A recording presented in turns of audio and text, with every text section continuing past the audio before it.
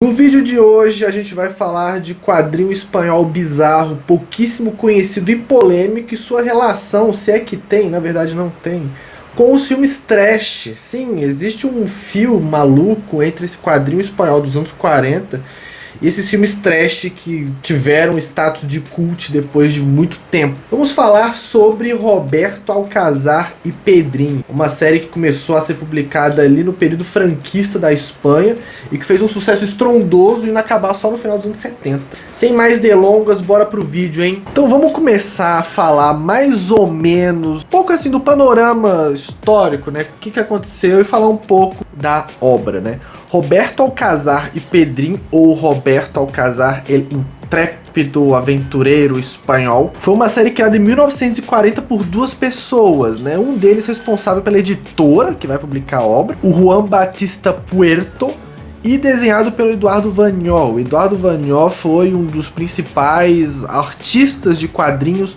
espanhóis, principalmente na região ali de Valência.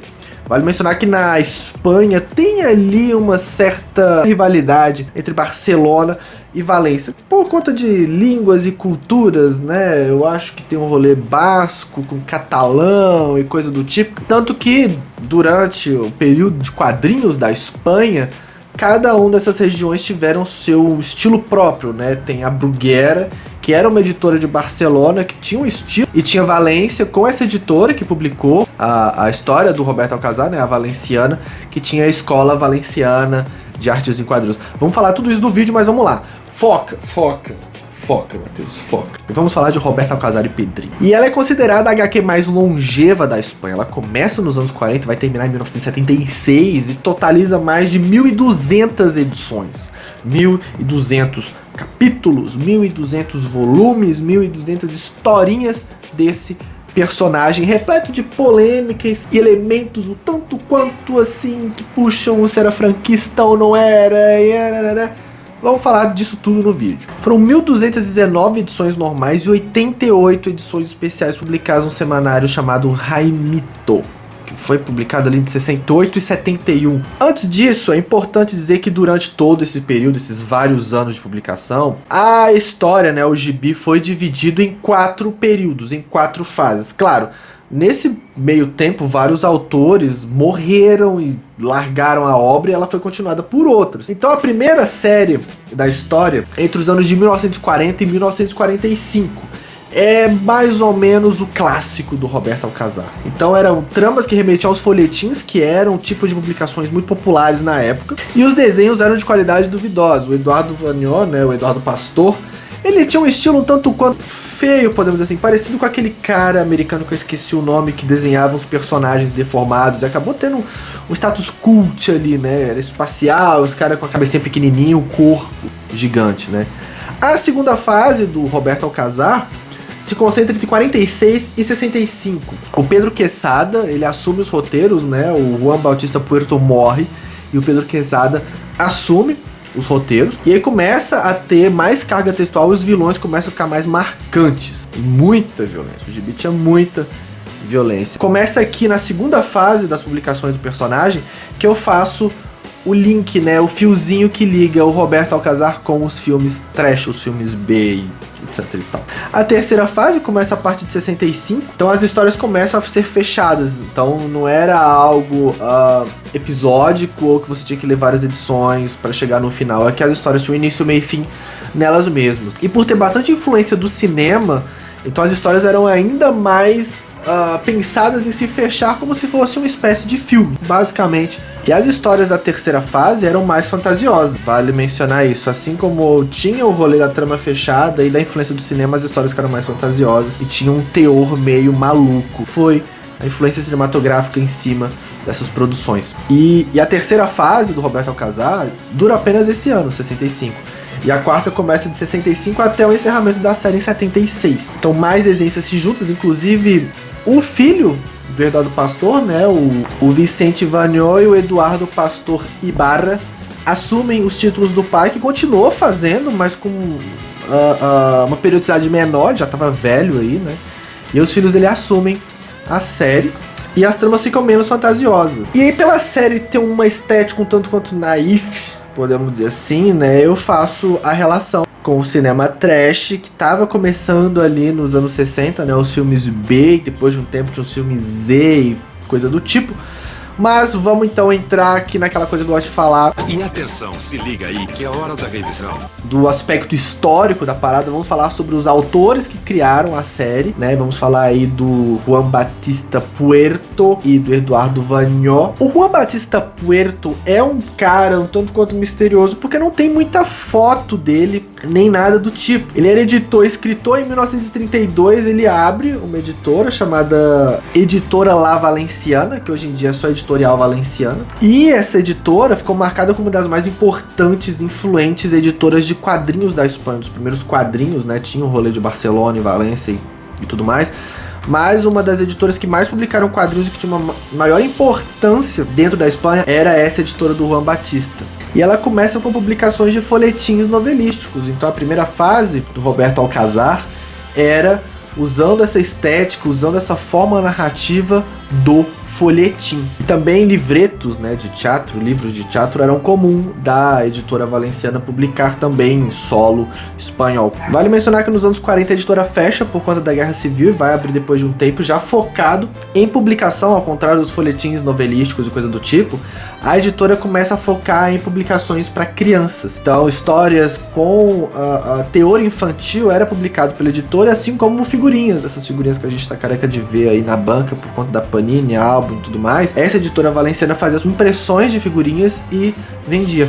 Uma das coisas que fez muito sucesso foi os cadernos de aventuras, o Quadernos de Aventuras, que eram histórias em quadrinhos de até 16 páginas que tinham, obviamente, histórias de aventura. O Roberto Alcázar e Pedrinho nasce em uma dessas edições, dessas histórias, desses quadernos de aventura, que era muito popular. O formato, né, normalmente era um formato assim deitado, horizontal, e era muito popular na Itália no século XIX. Eles usavam um estilo naturalista de desenho, 16 páginas mais ou menos, e com personagens corriqueiros. Não era personagem que aparecia aqui, não, era personagem que sempre apareceu nas histórias. E esse tipo de publicação foi muito importante durante a Guerra Civil, porque era uma fórmula, né, era uma válvula de escape que a sociedade tinha de se distrair, de desopilar daquele conflito que estava tendo em solo espanhol. E aí, né, durante os anos 30, com a intensa publicação desse tipo de material e novos artistas aparecendo, acabam se cunhando um termo da Escuela Valenciana de Historieta, que eram histórias em quadrinhos de artistas valencianos que tinha uma estética que rememorava os cadernos de aventura, que tinham essa estética naturalista, histórias de aventura, algumas coisas com fantasia aqui e ali, mas não era até então o forte dessa parada, tramas aventurescas que engajavam os jovens, que faziam os jovens ficarem interessados naquilo ali. E aí basicamente caracterizava, tipo a linha clara e a escola de Marcinelli. A escola valenciana marcava de duas formas: traço naturalista, personagens corriqueiros, tramas de ação, rigor narrativo, intensa produção. Se fazia muitos quadrinhos seguindo esse estilo, essa escola, essa estilística dos quadernos de aventura, que virou uma forma de ensino, uma forma técnica propriamente de artistas valencianos. Assim como tinha essa editora, né, a editora valenciana, tinha outra também chamada Maga, que era um acrônimo de um artista que também publicava quadrinhos. A Maga, ou editorial Maga, era um acrônimo do seu criador, do Manuel Gago Garcia. Ele pega o Ma de Manuel e o Ga de Gago junto Maga. Maga e a editorial valenciana eram as duas das maiores editoras de Valência, vale mencionar, e ambas publicavam quadrinhos.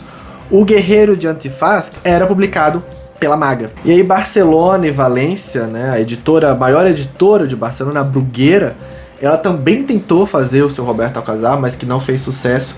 E elas se bicavam. Valência estava com tudo nessa época, com dois títulos fenomenais, né, o Guerreiro de Antifaz pela Maga e o Roberto Alcázar e Pedrinho pela editora valenciana. E assim como a escola valenciana de historieta, tinha a escola Bruguera, que era o estilo artístico da Bruguera, só que com artistas de Barcelona. E vale mencionar que a Bruguera também, né, eu tinha comentado assim en passant, a Bruguera também faz sua versão do Roberto Alcázar e Pedrinho, que dura muito pouco, dura apenas 11 edições, não faz sucesso, e o nome bastante sugestivo, nem um pouco parecido com o original, né, que é Ricardo Manteca e Jorgito Apuros.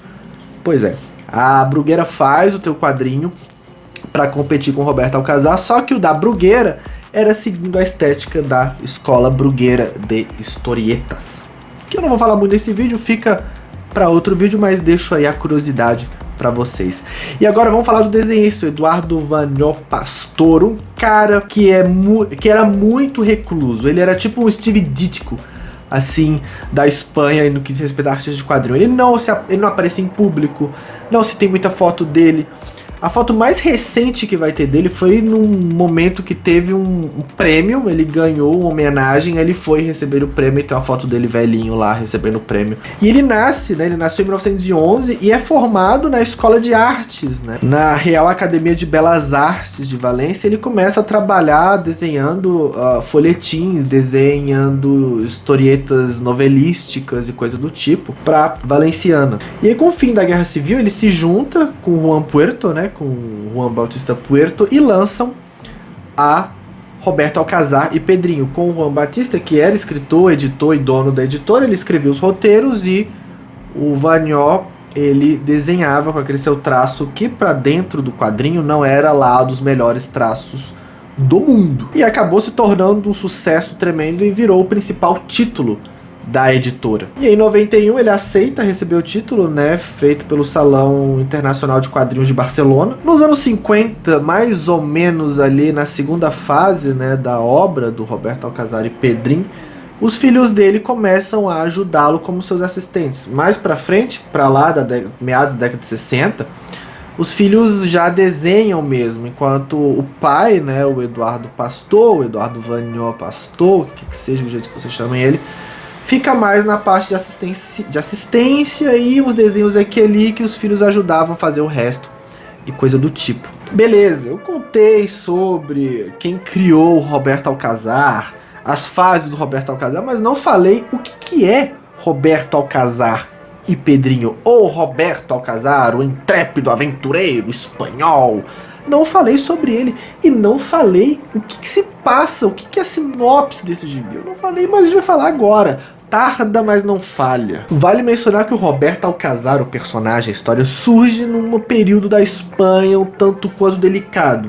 Fim da Guerra Civil, o país tá fudido, tá quebrado, uma sensação de desesperança tremenda, pessoas várias morreram, uma ditadura tá instaurada aqui e muita censura mesmo. As editoras tinham que publicar as coisas em paralelo com o que o governo queria, não dava para ficar fazendo propagandas contrárias ao regime nem nada do tipo. Curiosamente, a Espanha, a ditadura franquista, a ditadura de direita espanhola, foram uma das pouquíssimas ditaduras de direita a usar quadrinhos como forma de propaganda. Tinha os Fletchers e os Peládios, que inclusive eu fiz um trabalho de conclusão de um curso de espanhol 2 pela Universidade de Brasília. Vou deixar o link aqui para vocês verem a minha apresentação em PowerPoint, que eu faço um resuminho bem resumidinho desse período histórico espanhol e publicações que lançaram, que eram veiculadas no país nesse período. Inclusive falo dos Fletchers e dos Peládios, que basicamente o Fletchers e o Peládios, eu não vou lembrar qual defendia qual, mas assim, tinha Franco e tinha um concorrente de Franco, que também era de direita, mas tinha ideias diferentes de Franco em vários aspectos. E aí os Fletchers, vamos supor que os Fletchers eram de Franco e os Peládios eram do outra pessoa. Chegou o momento que o Franco tomou o poder, né, e mesmo eles sendo concorrentes, eles tinham um ideal parecido, que até comento esses ideais de pessoas de direitas no vídeo que eu fiz do Tokyo Revengers e do nazismo, que eu vou deixar o link aqui, ou aqui, o cards, de qualquer forma. E aí, tanto Franco quanto o seu adversário político, eles se juntam, ideologicamente falando, era mais vantajoso eles se juntarem. E as revistinhas, as Fletchers e Peládios, se juntam e formam a Fletchers Peládios. Então, basicamente, os dois tinham visões diferentes acerca da ideia política da Espanha, social, etc e tal, mas havia um inimigo em comum, então era mais vantajoso para os dois se juntarem para combater o inimigo comum. Consequentemente, as duas revistas que faziam propagandas contrárias entre si juntam, porque tem um ideal parecido, né, para lutar contra o inimigo em comum, se juntam e formam uma revista em quadrinho que mostrava os valores do partido do Franco ali, o regime de Franco, e era usado de forma propagandista, ao contrário do nazismo, do pinochetismo, do salazarismo, né? O Salazar de Portugal, o Pinochet do Chile e o nazismo hitleriano da Alemanha, os três tinham em comum que proibiram quadrinhos. A Itália de Mussolini, também fascista, também proibiu em um certo momento quadrinhos. Então esses regimes de direita não tinham essa aversão a quadrinhos, né? Hitler tinha seus motivos lá também por conta da arte, e os heróis americanos terem criação feita por judeus e serem contra a guerra, mostrando Hitler sendo humilhado por esses personagens criados por judeus. E aí Hitler meio que era contra, e o Goebbels também entrava na pilha e proibia tudo. Na Espanha foi diferente desses países, porque Franco, de certa forma, abraça os quadrinhos, ele percebe que quadrinhos é uma ótima forma propagandista e que as crianças ficam interessadas nisso, adota como formas de propaganda. E aí, nesse período da Espanha, as editoras tinham muito problema porque o papel era muito caro. Durante guerra e o pós-guerra, o papel é um instrumento vital, né, para várias coisas. E aí, quando tem a guerra e quando tem o pós-guerra, sempre há escassez de papel e, consequentemente, o preço vai lá em cima. E as editoras têm que rebolar para tentar viabilizar suas publicações. A editora valenciana conseguia ali algumas coisinhas e era uma das poucas editoras a fazer publicações impressas na Espanha nesse período. E aí tava naquela falta, tava naquela escassez, e tudo muda quando surge a editora do Juan Bautista Puerto, a editora valenciana, que lança Roberto Alcazar e Pedrinho, que traz uma lufada de esperança, de energia e um pensamento mais positivo socialmente falando, assim, né? Porque, né, como eu falei um tempo atrás, a Espanha estava num período desgraçado. E Roberto Alcazar veio a calhar num preço convidativo. A impressão não era lá das melhores que tinha, a qualidade técnica também não, mas era o que tinha, era aventura e conseguia distrair a população. E aí surge em 1940 Roberto Alcazar e Pedrinho, que é o maior título de quadrinho espanhol. E qual é a história de Roberto Alcazar e Pedrinho? Basicamente era um Batman que não se vestia de morcego. O Roberto Alcazar era um detetive que era contratado por pessoas ricas e influentes para combater espiões, para combater comunistas, para combater pessoas que de certa forma ameaçassem a estrutura da sociedade privada. E ele era um detetive boa pinta, bem vestido, sensual, as mulheres gostavam de ver ele, apesar dele não dar muita moral para as mulheres. Tem aí uma questão moral do personagem que eu acredito que em nenhum momento ele se relaciona com outras mulheres. Então dá essa descolada da realidade de um personagem boa pinta lá, James Bond, que não se relacionava com outras mulheres e que estava sempre acompanhado do seu ajudante mirim, no caso o Pedrinho, que era uma criança que, junto com o Roberto era tipo uma triboazaço, uma figura paterna.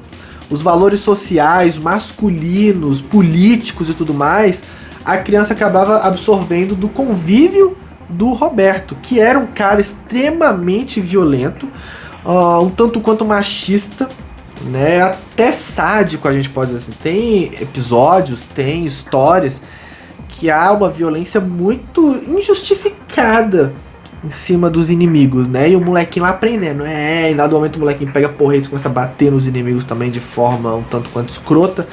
Há questões raciais também. Há uma diminuição de povos negros, né, do continente africano, principalmente que nessa época tinha seus domínios territoriais, né? A Espanha mantinha ali colônias africanas no domínio dela, né? Então tinha esses eventos deles irem para um local meio místico, algum país africano com um tom misticismo, de magia negra e não sei o que, sabe? Tipo negro mágico.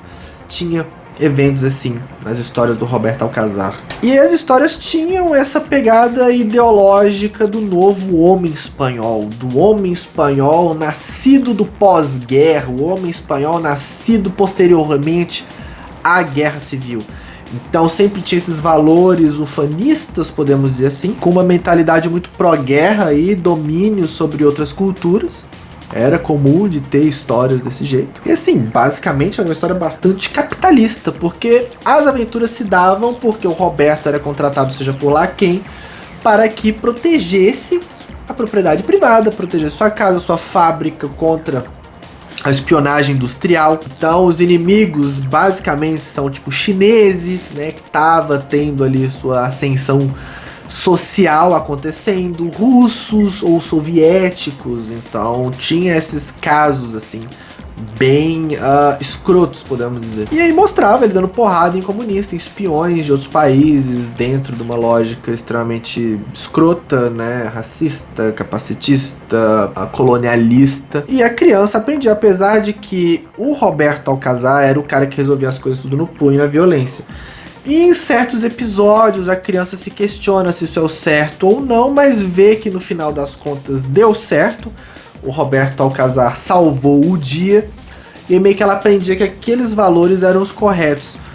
Então tem até cenas em que a criança é extremamente machista, falando que a mulher tá vestindo roupas inadequadas ou que ela é moralmente errada e coisa do tipo. É um negócio meio problemático. E aí meio que mostrava, né, essa criança crescendo junto com o Roberto, né? Não mostrava ela crescendo, ela sempre foi uma criança, mesmo nesses mais de 30 anos de história. A criança mantinha o status de criança, mas tinha um desenvolvimento do psicológico dela, do modo de pensar dela, e que mostrava que havia uma maturidade sim na personagem, mesmo ela não crescendo fisicamente, mostrava um amadurecimento ideológico dela, mas ainda assim ela estar ligada com o Roberto Alcazar, né, ela aprendia coisas que não eram as melhores a serem aprendidas. E aí basicamente essa criança foi montada para ser o imaginário da criança perfeita espanhola, que era um retrato da escola franquista do imaginário infantil, né, das crianças já serem desde cedo ensinadas os valores sociais,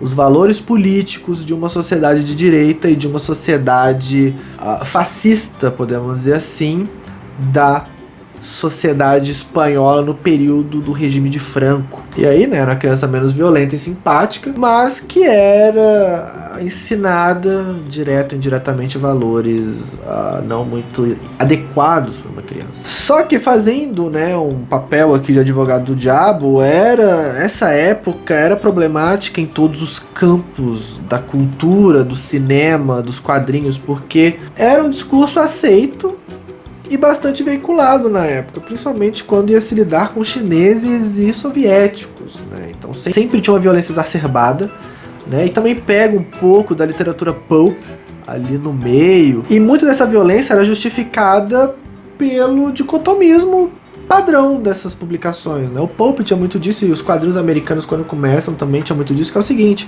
não há personagem cinza, há sempre personagem branco e preto. Cada um deles são o que são e nada vai mudar eles. Então, por exemplo, o personagem que é mau, ele é mau mesmo e merece ser punido. O personagem que é bom sempre vai ser bom. E nesse gibi do Roberto Alcazar e Pedrinho era basicamente isso. Os personagens que eram inimigos do Roberto Alcazar eram maus para um caralho. E que para resolver o mal, o que tinha que ser feito? Tinha que haver o combate. E aí Roberto Alcazar ia lá com seus punhos e metia porrada, dava tiro, matava os caras a sangue frio, podemos dizer assim, de forma muito violenta. E algo que era diferente aqui do Roberto Alcazar é que havia crossovers, havia inimigos se juntando com outros inimigos. Inclusive tem 3 desses inimigos que são bastante famosos. 3 principais se juntaram e formaram uma equipe para acabar com o Roberto Alcazar. Eram 3.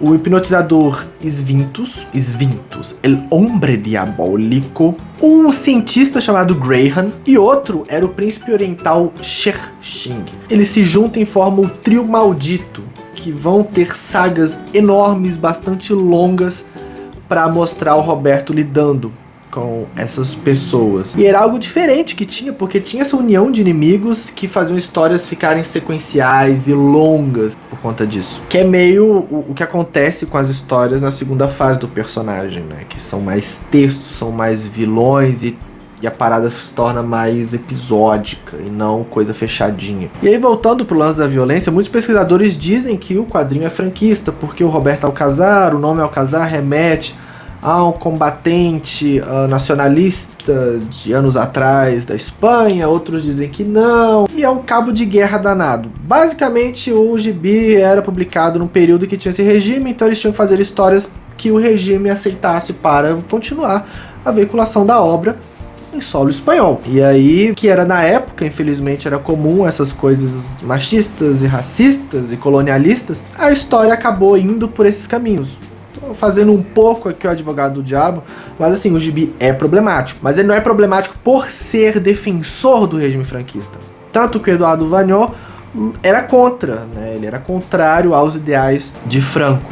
Tanto que ele combateu pelo lado republicano durante o conflito civil que teve na Espanha. Aí quando comeu mesmo, a editora chegou a fechar durante a Guerra Civil, depois abriu. Mas aí já era um novo tempo, o Franco já estava no poder e aí tiveram que se adaptar de certa forma para continuar vivos, sobrevivendo ali a editora e coisa do tipo. E também dentre essas 1.200 edições, não há em momento algum na obra eles usando o termo franquista, franquismo e coisa do tipo.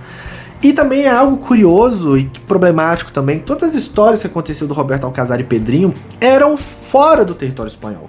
Porque tinha a ideia de que na Espanha não havia crimes, na Espanha não havia criminosos, na Espanha era um local paz, tranquilo e pacífico.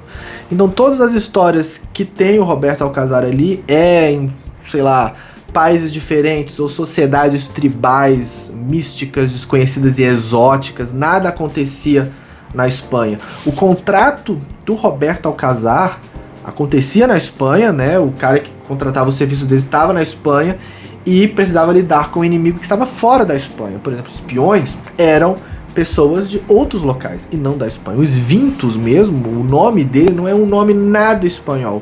Graham era mais próximo da Inglaterra do que da Espanha, né? Então assim, apesar de não ser abertamente, explicitamente franquista, tinha muitos elementos de uma ideologia plantada pelo franquismo na Espanha. Então tinha assim uns elementos até ultranacionalistas em algumas histórias para mostrar que a Espanha era o bastião, a Espanha era o país exemplo que tinha ali na Europa e no mundo nesse período. Inclusive na Espanha teve republicações de material ou especiais e compilados, teve, acho que talvez a Polência de Agostinho, alguma outra editora que eu não vou me lembrar assim o nome, eles fizeram um compilado de vários tomos da história completa do Roberto Alcázar contra o trio demoníaco, né, que era os Vintos, o Graham e o Cersing se juntando pra acabar com o Roberto Alcázar. Dá pra encontrar, pra baixar, eu baixei, tipo, são muitas páginas, gente. Eu vou ver se eu deixo o link aqui pra vocês pegarem, se vocês quiserem. Eu acho que eu vou jogar num Drive, no Google Drive, vou disponibilizar para vocês. Baixem, que é um material que vale a pena, é um material histórico interessante, que dá para saber um pouco da sociedade espanhola da época, tipos de publicações e de um gibi diferente. Eu não vi muita coisa por aí falando desse título, por isso que eu resolvi fazer. E aqui vou usar agora o lance do cinema B, né, do cinema trash, pra entrar na justificativa aqui do Roberto Alcázar e Pedrinho, porque, cara, apesar do gibi ter tanto desses problemas, dá um período que fica tão maluco e tão bizarras as aventuras, que eu fiquei, caraca, isso aqui é muito estilo de filme trash, é muito estilo de filme trash mesmo. Tipo assim, dado momento, né, tinha o conflito com os chineses, eles lutavam com alienígenas, anomalias espaciais, gorilas, monstros gigantes. Tem até momentos que o Roberto Alcázar tem que lidar com monstros que são aqueles monstros da Universal, aquele lobisomem, aquele Frankenstein, a múmia, aquele monstro do lago negro, coisa do tipo. Robôs, Femmes Fatales, claro, não pode faltar Femme Fatale. Inclusive eu falo de uma obra aqui no canal de uma Femme Fatale. Ela lida com Femmes Fatales, né, que é a Adelita, que é um incrível quadrinho mexicano dos anos 30, vai estar aqui o link nos cards em algum lugar. E seres dimensionais, fora outras coisas de feiticeiros voodoo de algum lugar, ou feiticeiros africanos e não sei o que, soviéticos, espiões e etc, etc, etc. Até na pré-história, em sociedades futuras, o Roberto Alcázar e Pedrinho foi durante a fase mais fantasiosa deles, principalmente ali em 65. E aí, né, alien, robô, monstrengo, bicho de roupa de borracha, e tem até uma história que ele luta até com um bicho parecido com Godzilla. E essas temáticas são muito parecidas com os filmes trash. O que são filmes trash? São filmes que são marcados por um baixíssimo, é um baixo orçamento, baixíssimo, mas já é um filme Z. E feito de qualidade técnica duvidosa, com uma temática assim, quiche, sabe? Com um monte de coisa misturada ali, muito exploitation, sanguinolência, muito uso de prótese mal feita, maquiagem tosca, temas toscos. Quando eu falar de filme trash, tipo assim, O Bong Assassino, A Geladeira Assassina, Formigas Gigantes, Os Vermes Malditos, O Vingador Tóxico da Troma, que é um dos grandes exemplos de filme trash, né? São filmes que assim, a galera não dá valor, mas que são cults hoje em dia. Sharknado é um grande exemplo de filme trash recente, sabe? Muita incongruência, atuações ruins, é um misto de várias coisas ruins. O Retauma japonês, que é o ruim mais bom. Então o filme trash é isso, é ruim mais bom. Ele funciona, sabe? Mesmo pelas limitações orçamentárias, ele funciona ali no que se propõe. E é algo muito parecido com Roberto Alcazar Pedrin, que era o personagem lutando com seres malucos em situações rocambolescas, tal quais os filmes trash. Mas originalmente os filmes trash eram apenas filmes de um orçamento mais baixo e com temáticas que a grande Hollywood não adotava. Lá para os anos 70 vai virar maluco com filmes de comida assassina, objeto assassino, bicho assassino, tudo assassino. Monstruosidade, radiação, alienígena, robô, loucura, né? Mas antes era a galera tentando fazer filmes que Hollywood não fazia, tipo filmes de motoqueiro. Muito filme trash dos anos 50 e 60 é de motoqueiro ou de vadio que não quer fazer nada da vida e vai andar de moto por aí. Depois Hollywood pega essa estética também e mistura tipo Grease, assim, que tinha aquele cara rebelde, motoqueiro, mas que depois conquista o coração da gatinha e ela conquista o coração dele, ele muda e deixa de ser apenas um vagal para ser uma força laboral americana. Uau! Então o filme trash fazia esses filmes que o Hollywood não fazia até então. O Hollywood fazia muito épico, muito filme de efeito prático, aquelas aventuras de bonecos, sabe? Aqueles stop motions do Terry alguma coisa, né? Tipo Jazão, os Argonautas, essas coisas assim, esses filmes históricos gigantes. Hollywood fazia muito disso. Então era um orçamento grande que jovens cineastas não tinham e tinham que fazer aqueles filmes com suas próprias mãos. E aí, né, hoje em dia é muito status cult. E os filmes E são basicamente os filmes B, só que com muito menos dinheiro, muito menos técnica e muito mais ruim de se ver no que diz respeito a atores, atuações, montagens e tudo mais. É o filme, tipo, execrável, digamos assim. Nem status cult, ele tem alguns ali, aqui tem, mas é um filme muito, tipo, apelativo e é muito ruim, cara, é muito ruim. De cabeça eu nem sei qual que vem, eu pensei no The Room, mas o The Room, por incrível que pareça, é um filme B. Teve um orçamento muito grande, mas a técnica envolvida ali era um lixo, era uma porcaria. E virou cult. I did not hit her. It's not true. It's bullshit. I did not hit her. I did not. Oh, hi, Mark. E aí quando você faz esse comparativo, se você vê retrospecto, né, o Roberto Alcazar Pedrin começa as histórias de uma maneira tanto quanto jocosa, rocambolesca, toscas, que era algo meio que parecido com os gibis americanos quando começou a ter o boom de revistas, né, ali pra 39 pra cima. Começaram a ter tanta revista, tantos super-heróis e tantas tramas assim pífias e toscas e ruins, tecnicamente falando, que era meio que um reflexo da época. Era algo novo, tinha que experimentar, tinha as revistas que faziam muito sucesso, tinha as outras que não faziam, tinha outras que era muito maluca. Jogava pra cima e o que Deus quiser é isso. Fora as temáticas racistas, machistas e coisa do tipo, que era muito comum nesse tipo de material nessa época. Quadrinho americano, então, nem se fala, né? Mas é importante pontuar aqui que mesmo com esses problemas, o Roberto Alcazar Pedrin é um título de extrema importância na história dos quadrinhos espanhóis. E sim, mesmo com toda essa problemática, a gente não deve esquecer, a gente não deve passar um pano e apagar a existência deste título, porque ele, de certa forma, é um objeto, é um documento histórico que mostra como foi a sociedade espanhola. E mostra como foi a evolução. Porque assim, se nessa época a gente não tivesse a Maga com El Guerreiro de Antivaz e a editora valenciana com Roberto Alcazar Pedrin, a gente não conseguia ver a evolução do mercado valenciano de histórias em quadrinhos. E assim como tinha em Barcelona a Bruguera, que viu que a valenciana estava fazendo sucesso e quis copiar, criando uma série, vários artistas de Barcelona e, consequentemente, a evolução do estilo de quadrinho de Barcelona. Então hoje o quadrinho espanhol é vasto e vastíssimo, com artistas vários, porque tiveram influências de duas ou mais escolas, mas as principais foram a escola Bruguera e a escola valenciana de historieta. Eu não sei qual dos grandes, Paco Roca, eu não sei qual dele entra aqui, porque eu nunca não cheguei a pesquisar estruturalmente o rolê, até ver onde o Paco Roca nasceu e outros artistas espanhóis. se eles estão mais do lado de Valência ou do lado de Barcelona. E assim, são publicações extremamente importantes pra gente mapear e entender o processo de evolução dos quadrinhos espanhóis. Que assim, gente, por exemplo, eu fiz o vídeo do Gibis Indorminável da Espanha, e assim, tem livros, artigos que tem mais de 200 páginas só pra falar dos quadrinhos da década de 30 e 40. Teve muita coisa. E o Roberto Alcazar foi um deles e que fez um sucesso estrondoso, assim como tiveram vários outros. Ou seja, é um mercado vasto, que tem uma história extremamente interessante, claro, com temáticas problemáticas, mas histórias extremamente interessantes e importantes para a gente entender como funciona o quadrinho, como se organiza o quadrinho na Espanha. Vale a pena ler, recomendo Roberto Alcazar e Pedrinho pela loucura.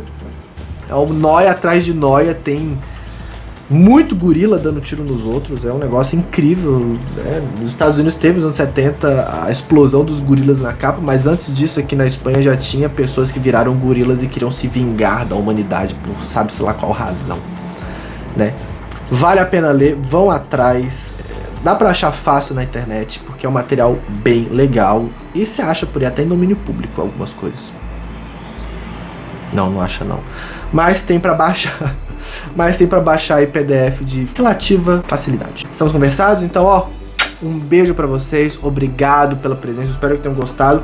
Vejam os outros vídeos, comentem, compartilhem se souberem coisas, se tiverem mais edições de Roberto Alcazar e Pedrinho, manda pra nós aí, que estamos recebendo, porque é um gibi interessantíssimo de se ler, maluco, e que marca um período importante ali na história do quadrinho espanhol, né? O nascimento do quadrinho espanhol moderno.